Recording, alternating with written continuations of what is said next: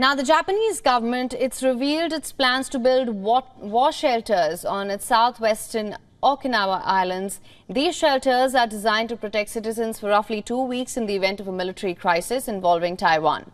Now, the government will pay for the design and construction of emergency evacuation facilities in Okinawa Prefecture's Shakishima Islands. Shelters will soon be built on the islands of Ishigaki, Miyokijima, Yonaguni, Takatomi and Tarama.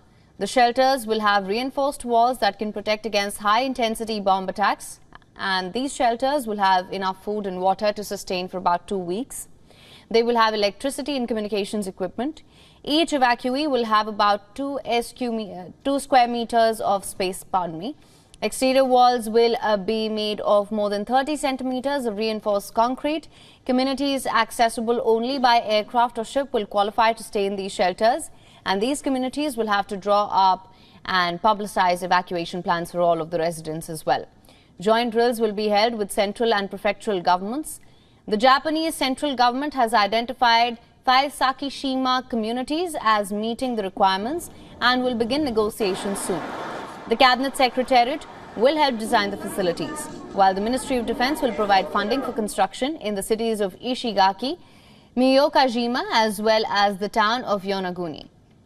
These cities hold self-defense force bases as well. The Fire and Disaster Management Agency will pay for shelters in the town of Taketomi and the village of Tarama, which do not have any of the SDF bases. If a crisis does break out, Japanese government plans to evacuate all residents of the island over to a wider area before any military attack, but doing so will take time on outlying islands, and the shelters will thus be used by the government staff overseeing evacuations as well as by evacuees waiting to leave. In peacetime, the shelters will serve as meeting venues and parking lots.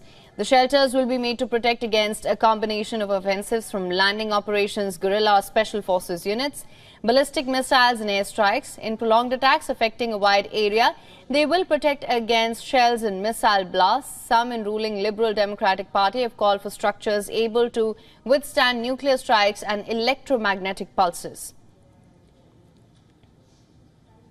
For latest news, download the WION app and subscribe to our YouTube channel.